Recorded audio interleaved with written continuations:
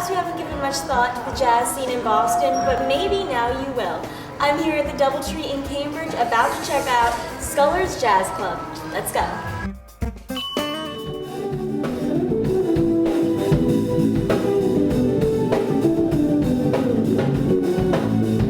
Well, Scullers is a great venue, and for me it's a great venue. Part of it's the history, but part of it's that it's so small and so intimate, and you really feel like you play something, the audience gives it right back, and before you know it, the audience is part of the performance. I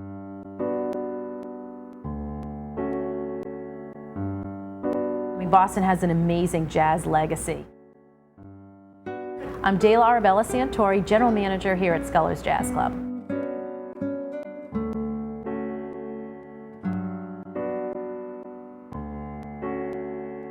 It's a little bit of everything. You work with the production side, on the booking, the marketing and PR of the show, and then the actual logistics. So this is what you do every night to get a show started, get everybody in, get everybody out, and everybody happy. For everyone from Arturo Sandoval through Diana Krall got her start here, Michael Bublé, Jamie Cullum, Harry Connick Jr., Wynton Marsalis have all played here. Ken, we didn't really know a lot about. He's certainly in the contemporary jazz genre, which fits exactly to probably our strongest audience base. I called him and said, you know, apparently have a lot of fans in the Boston area. Would you come in? And so we're really excited. It's going to be the first time he's ever played here. Ladies and gentlemen, I want to introduce Mr. Ken Navarro and his all-star band. Yeah.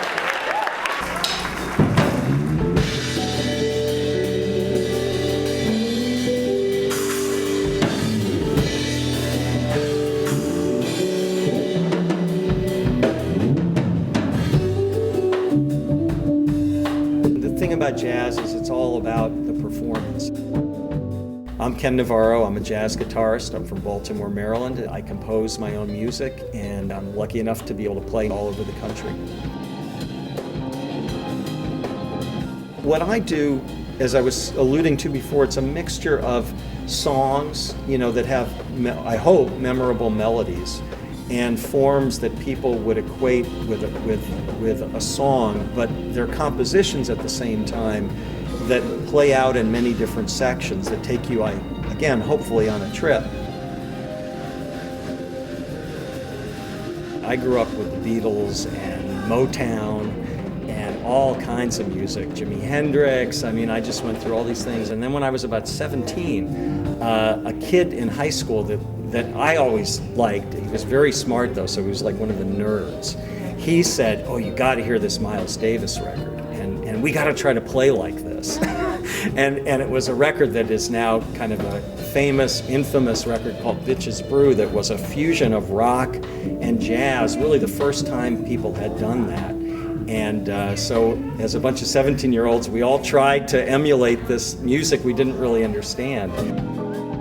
There's this rebel little enclave of people who are avid jazz fans in Boston. And there's now a new organization called Mass Jazz to promote the hotels and restaurants and venues that are in the proximity of jazz clubs. That's amazing, and that's a new thing. So I think there's a lot of good energy that's happening, that's kind of a resurgence in the last 5 years.